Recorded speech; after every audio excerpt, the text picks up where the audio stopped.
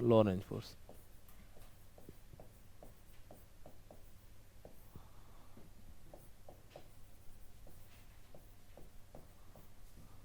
ठीक है, Lorentz force. Lorentz force क्या होता है, ये कब हम लोग निकालते हैं जी, क्या लिखेंगे, when charge particle move in magnetic field,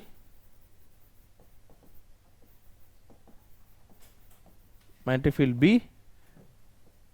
as well as electric field E। ठीक है, मतलब उसमें गौर करके देखो तो एक लगेगा मैग्नेटिक फोर्स जी, है ना, बोलो क्या लगेगा, मैग्नेटिक फोर्स लगेगा। मैग्नेटिक फोर्स कितना होता है, मैग्नेटिक फोर्स कितना लगेगा, चार्ज पार्टिकल, अगर चार्ज पार्टिकल मैग्नेटिक फील्ड में मूव करता है ना, रेस्ट में तो नहीं है,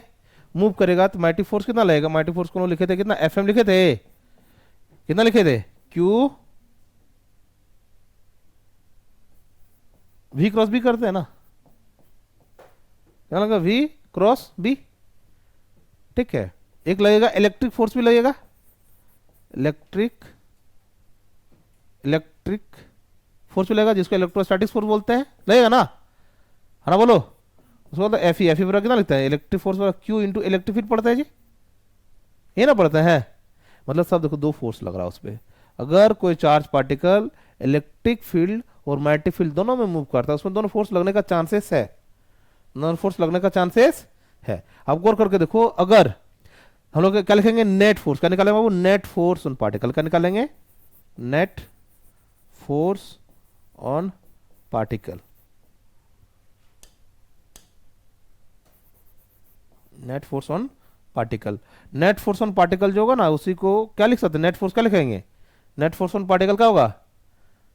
ये हो जाएगा वेक्टर सम ऑफ किसका रे, F E plus F M का, वेक्टर सम ऑफ किसका लिखेंगे, F E and F M का, मतलब इलेक्ट्रोस्टैटिक फोर्स और इलेक्ट्रिक फोर्स का वेक्टर सम। ये जो है ना नेट फोर्स ऑन पार्टिकल, जो भी दोनों की वजह से आएगा ना, उसी को बोलेंगे लॉरेंज फोर्स। क्या बोलेंगे बाबू, लॉरेंज फोर्स। इसको वेक्टर सम बोलेंगे, क्या लिख देंगे, इसको लिख दो एफ ई लिख देंगे, प्लस कितना कर देंगे यहाँ पे, एफ एम कर देंगे। ठीक है, अब देखो अपने पास जो लॉरेंज फोर्स है उसको दिखाएंगे एफ एल से, किसे दिखाएंगे रे, एफ एल से।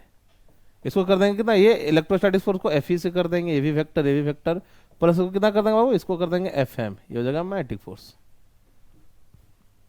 आ गया, है ना, बोलो, सोल्व करके कितना आएगा, एफ एल बराबर क्या लिखेंगे बाबू, देखो तो एफ एल वेक्टर बराबर लॉरेंज फोर्स इक्वल टू, इसको कितना लिख दें, क्यू इंटू ई वेक्टर लिख दें, प्लस को क्या लिखेंगे, क्यू इंटू कितना लिखेंगे बाबू, वी क्रॉस बी लिख देंगे, लो। ठीक है, सॉल्व करेंगे ना, एफ एल बराबर हो जाएगा, क्यू ले लेंगे कॉमन, तो यहां पे आ जाएगा E vector plus V cross B vector, ये आ जाएगा, ये जो आएगा ये अपना पास क्या आएगा, ये आएगा एफ एल। मतलब अब चार्ज पार्टिकल में नेट फोर्स इतना लगेगा, कोई बत्ती। अब गौर करके देखो, यहां से अगर हम लोग इस जगह से गौर करके देखें तो हम लोग क्या पाएंगे, देखो तो गौर करके, यहां पे इसका जीरो होने का चांसेस है, इसका जीरो होने का चांसेस है, नहीं है जीरो होने का चांसेस ही, जीरो होने का चांसेस का क्या है कि वी क्रॉस बी है,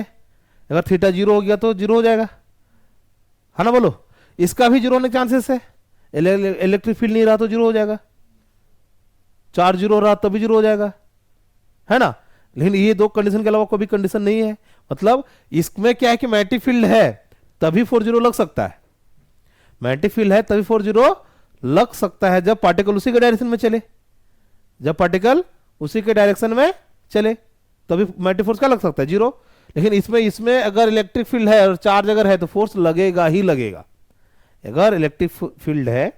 और अगर चार्ज पार्टिकल उसके अंदर में है तो इसमें 100% श्योर है कि फोर्स लगेगा ही लगेगा। लेकिन ये कतई नहीं कह सकते हैं कि एक मैग्नेटिक फील्ड है, वहां पे एक चार्ज पार्टिकल मूव कर रहा है और वो फोर्स एक्सपीरियंस करेगा ही करेगा, ऐसा कोई जरूरी नहीं है। अगर वो चार्ज पार्टिकल मैग्नेटिक फील्ड के पैरेलल चले, किसे चले जी, पैरेलल, तो फोर्स नहीं भी लग सकता है, फोर्स नहीं भी लग सकता है। आपत्ति? आगे बढ़े। अब देखो इतना आने के बाद ये होगा हम लोग का नेट फोर्स, ये हम लोग का क्या हो गया, नेट फोर्स। ठीक, कोई पत्ती नहीं ना। चल एक क्वेश्चन यहां से, अब देखो इसमें क्वेश्चन बहुत अच्छा अच्छा आता है, इसको हटाए, इसमें क्वेश्चन बहुत अच्छा अच्छा आता है। ठीक है, देखो पहला देखो तो क्या निकालेंगे जी, देखो यहां पे पहला क्वेश्चन है, पहला क्वेश्चन क्या है, ए charge Q moving with velocity v, moving with uniform velocity कर दो, uniform velocity, uniform velocity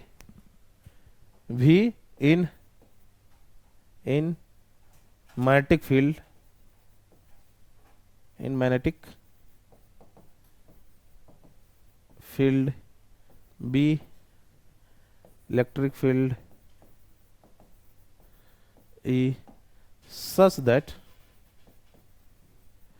क्या बोला वो जो V पर, such that V, B and E are mutually perpendicular। सब क्या है, परपेंडिकुलर, आपस में क्या है जी, सब परपेंडिकुलर, मतलब भी परपेंडिकुलर है, भी परपेंडिकुलर, मतलब तीनों क्या आपस में परपेंडिकुलर है। ठीक है, देन फाइंड वेलोसिटी, तब वेलोसिटी कितना होगा, तो हमारे पास यही चीज दिया हुआ है, ई दिया हुआ है, बी दिया हुआ है, भी दिया हुआ है। ठीक है, बोला कि तीनों क्या है, आपस में परपेंडिकुलर है, तो बताइए कि वेलोसिटी कितना होगा। ई का वैल्यू दे देगा, बी का वैल्यू दे देगा, क्यू का वैल्यू दे दिया और भी पूछ दिया। ठीक, क्वेश्चन यही है, लगा इसका वैल्यू बताइए। नहीं देखो यहां पे, देखो गौर करके देखो तो बाबू यहां एक चीज दिया हुआ है, क्या दिया हुआ है, यहां पे दिया है यूनिफॉर्म वेलोसिटी, नहीं दिया है, दिया है ना, देखो तो क्या दिया रे, यूनिफॉर्म वेलोसिटी दिया है। अगर यूनिफॉर्म वेलोसिटी दिया मतलब इसका मतलब ये है कि जो v है वो क्या है रे, कांस्टेंट हो गया ना, यूनिफॉर्म तो ही पड़े ना, v मतलब कितना हो गया जी, कांस्टेंट। क्या हो रे, क्या है, v क्या हो गया, कांस्टेंट। अगर v कांस्टेंट हो गया, अरे फिर v क्या हो गया, कांस्टेंट। अगर v कांस्टेंट हो गया इसका मतलब क्या होगा, v कांस्टेंट कब होता है, एक्सेलरेशन क्या हो जाता है, मतलब इसका मतलब ये हो गया कि एक्सेलरेशन कितना हो गया, जीरो। अगर एक्सेलरेशन जीरो हो गया इसका मतलब है चार्ज पार्टिकल में लगने वाला फोर्स जीरो है रे, चार्ज पार्टिकल में लगने वाला फोर्स क्या हो गया, जीरो। इसका मतलब ये हो गया जो एफएल है ना, नेट फोर्स जो है, नेट फोर्स तो उसमें देखो मैग्नेटिक फील्ड और इलेक्ट्रिक फील्ड में मूव कर रहा है ना बाबू, वो किसमें मूव कर रहा है, वो एक मैग्नेटिक फील्ड में मूव कर रहा है, दूसरा इलेक्ट्रिक फील्ड में मूव कर रहा है, तो दोनों फोर्स लगेगा ना, दोनों का नेट फोर्स क्या कहलाता है, एफएल। दोनों का नेट फोर्स क्या करता है, लॉरेंज फोर्स। क्या कहलाता है जी, लॉरेंज फोर्स। इसका मतलब जब वेलोसिटी यूनिफॉर्म है तो एक्सेलरेशन जीरो हो गया।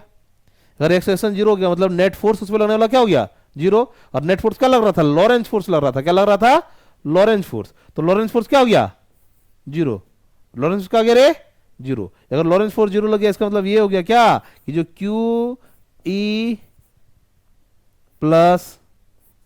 वी क्रॉस बी जो है वो क्या हो गया रे, जीरो हो गया। कोई आपत्ति, हाँ ना बोलो। अगर ये जीरो हो गया इसका मतलब क्या हो गया, यहां से देखो तो क्यू जब जीरो हो जाना है, अरे क्यू इंटू ये हो गया। अरे देखो तो लोग देखो क्यू दिया हुआ है इलेक्ट्रिक फील्ड प्लस क्या देंगे, V cross B equal to कितना दिया हुआ है, जीरो दिया हुआ है। अब देखो ये इतना इंटू इतना का वैल्यू कितना है, जीरो। ठीक है, अब करके देखो क्यू तो बोले ना मूव कर रहे हैं, तो क्यू जीरो तो होगा नहीं, तो जीरो तो इसको होना पड़ेगा ना। क्या लिखेंगे, इसको लिख देंगे, कितना लिख सकते हैं यहां से देखो तो लिख सकते हैं ई उठा के उसको उधर कर कितना लिखेंगे, यहाँ पे करके देखो माइनस वी क्रॉस बी लिख सकते कि नहीं। अरे उठ के आएगा तो ना बाबू, इलेक्ट्रिक फील्ड को देखो, इलेक्ट्रिक फील्ड ई दे दिया बाबू, यहाँ से देखो तो गौर करके देखो, इसको क्या लिखेंगे, माइनस का वी क्रॉस बी को क्या लिख सकते हैं, वी बी साइन थीटा, क्या लिख सकते हैं, V B sine theta, V B sine theta कितना होगा वी और बी के बीच में 90, लिखे तो है मजबूली परपेंडिकुलर, ये हो गया 90, सॉल्व करके कितना हो जाएगा, ये हो जाएगा ई वेक्टर मैग्नीट्यूड खत्म, ई कितना लिख देंगे, वी बी लिख सकते हैं माइनस, तो वेलोसिटी कितना लिख सकते हैं, वेलोसिटी लिख सकते हैं ई बाई बी रे, लिख सकते कि नहीं, चाहे तो माइनस को भी हटा सकते हैं, चाहे तो माइनस को भी हटा सकते हैं, क्या लिखते हैं ई बाय बी जो होगा वो क्या कहलाएगा, वेलोसिटी, ई बाय क्या हो जाएगा इसका वेलोसिटी, कोई आपत्ति, माइनस को हटाना कोई बड़ी बात नहीं ना, यहां माइनस दिया ना जी, इसको भी क्रॉस बी कर, बी क्रॉस बी तो भी तो कर सकते ना, अरे वी क्रॉस बी है, बी क्रॉस वी जैसे करेंगे वैसे तुम प्लस माइनस में हो जाएगा ना, तो वैसे हट जाना है, को बता इसमें, जल्दी करो जल्दी करो,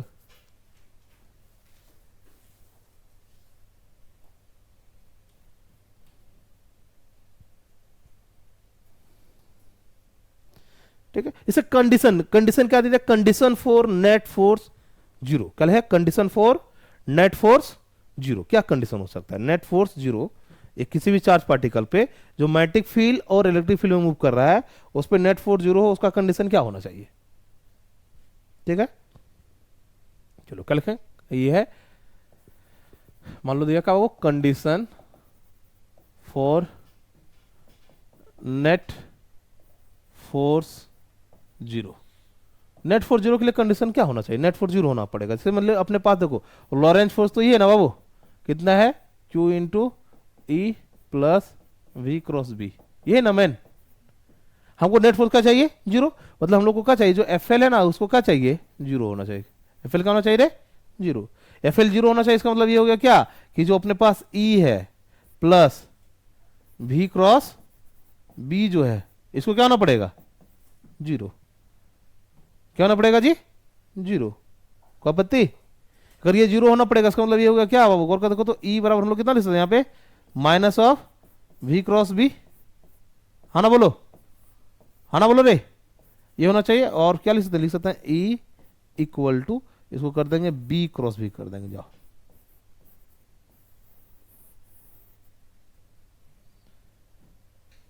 कितने लिख देंगे ई बराबर कितना बी क्रॉस बी कर देंगे। अब कंडीशन जीरो के लिए गौर करके देखो, अगर बोला ना कि नेट फोर्स किसी में जीरो हो, नेट फोर्स क्या हो किसी में जीरो, तो हम लोग को क्या करना पड़ेगा, हम लोग को करना पड़ेगा पहला कंडीशन क्या होना पड़ेगा कि जो ई है वो परपेंडिकुलर बी होना चाहिए रे, होगा कि नहीं, साथ ही साथ ई जो है वो क्या होना चाहिए परपेंडिकुलर किसका होना चाहिए वी का होना चाहिए, ठीक, देखो ये दोनों का क्रॉस प्रोडक्ट आएगा, ये दोनों का क्रॉस प्रोडक्ट का मतलब ये होता है ना, ये जो वेक्टर है ना ये इस पे भी परपेंडिकुलर है और इस पे भी परपेंडिकुलर है, मतलब अगर नेट फोर्स जीरो है, अगर नेट फोर्स क्या है जी जीरो है, तो हमेशा दिमाग में ये रख करके चलना पड़ेगा कि जो इलेक्ट्रिक फील्ड है वो मैग्नेटिक फील्ड पे भी परपेंडिकुलर होना चाहिए और वेलोसिटी पे भी क्या होना चाहिए परपेंडिकुलर होना चाहिए, कोई आपत्ति, हम बोले नेट फोर्स जीरो हो इसके लिए क्या होना पड़ेगा, ये दोनों कंडीशन तो होना चाहिए, ठीक, ये कंपलसरी है, 100% होना है तो होना ही है, ठीक। अब बात रहा कि ये भी और बी परपेंडिकुलर होगा कि नहीं, मतलब यहां पे अगर तुमसे पूछा जाएगा ना बी परपेंडिकुलर टू बी, ये जो है ये मे और मे नॉट भी है, ये क्या है मे और मे नॉट भी, ये रहे या ना रहे कोई फर्क नहीं पड़ता है, मे और मे नॉट भी, कोई दिक्कत, मतलब ये दोनों परपेंडिकुलर रहे आपस में या ना रहे कोई फर्क नहीं पड़ता, कंडीशन क्या चाहिए कि ई जो है वो बी पे होना चाहिए और बी पे भी होना चाहिए, ऑप्शन ऐसा दे देगा ना कि कंफ्यूज कर देगा ना, एक दे देगा कि मान लो बोल दिया करेक्ट स्टेटमेंट को निकाल कर दिखाओ, ठीक, क्या बोल दिया कि नेट फोर्स जीरो है, हमको बताओ क्या बताओ कि क्या बोल रहा है कि कौन सा इसमें रॉन्ग स्टेटमेंट है, कौन सा इसमें रॉन्ग स्टेटमेंट है, रॉन्ग स्टेटमेंट क्या दे देगा वो कि ई परपेंडिकुलर टू बी, ये तो सही है, दूसरा क्या बोल देगा कि जो ई परपेंडिकुलर टू बी, ये भी सही है, ठीक, यहां कहा है बी परपेंडिकुलर टू बी में बी, मतलब ले दिया में बी परपेंडिकुलर टू बी, और एक दे दिया must be perpendicular to B, तो कौन सा रॉन्ग होगा मस्ट बी वाला, किसको होगा मस्ट, मस्ट को जरूरी नहीं है, ठीक, तो इस तरह का हो जाएगा स्टेटमेंट, और देखो ना लास्ट में ऑप्शन दे देगा ऑल वाला दे देगा 1 2 दे देगा, इस तरह का ऑप्शन डाल दिया, ठीक है, कंफ्यूज कर देगा, ठीक है, तो ऐसा ये आना चाहिए कि ये मे बी और मे नॉट भी, ठीक है, क्योंकि बहुत जगह पे क्या बता दिया गया है ना, बहुत जगह पे क्या बता दिया गया ना, जो आता है ना बुक सब में, क्या है कि तीनों आपस में परपेंडिकुलर होना चाहिए, कोई जरूरी नहीं है, तीनों का कोई जरूरी नहीं, लेकिन दो तो हमेशा होना चाहिए, ई और बी भी परपेंडिकुलर होना चाहिए, ई और भी परपेंडिकुलर होना चाहिए। कोई आपत्ति यहां तक? नहीं ना, ठीक है, चलो आगे बढ़े, आगे बढ़े, चलो देखो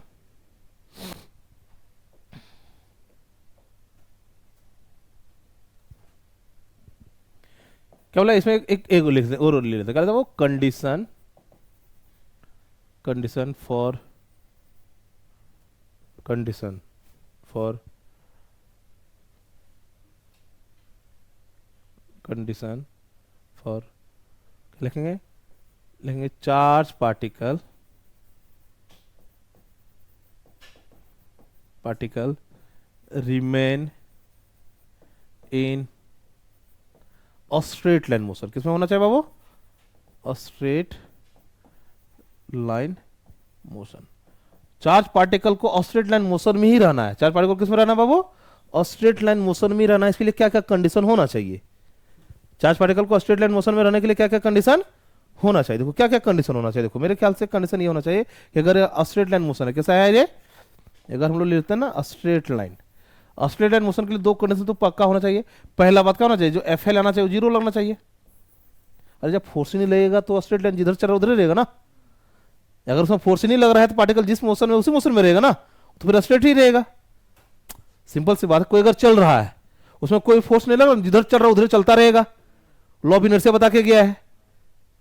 है ना, अगर उसको घुमाना है इधर उधर लेकर जाना है तो फोर्स लगाना पड़ेगा, तो हम पहले बात कर देंगे अगर चार्ज पार्टिकल स्ट्रेट लाइन में है, हम बोले कि इसको किस में रखना है, रिमेन इन स्ट्रेट लाइन में रखना है, तो उसमें कोई भी फोर्स लगना नहीं चाहिए, या फिर हम बोले क्या होना चाहिए, जो एफ एल होना चाहिए ना वो पैरेलल टू वी होना चाहिए, एफ एल क्या होना चाहिए बाबू, पैरेलल टू वी होना चाहिए, मतलब कहने का अर्थ ये है ना कि अगर फोर्स लगे भी तो जिधर भी है उधर लगे, मान लो हम ऐसे चल रहे हैं और कोई इधर से धक्का मारेगा तो हम इधर मुड़ सकते हैं कि नहीं, लेकिन अगर हम इसे चल रहे हैं कोई पीछे से धक्का मारे, किधर से मारे, पीछे से, तो हम आगे बढ़ेंगे ना, या तो पीछे से मारे या तो आगे से मारे, हम पैरेलल बात किए है ना, या तो इधर लगे या तो इधर लगे, स्ट्रेट लाइन में रहने बोला है वो, मतलब स्ट्रेट लाइन से पाथ चेंज नहीं करना है, तो अगर मान लेते कोई पार्टिकल इधर चल रहा है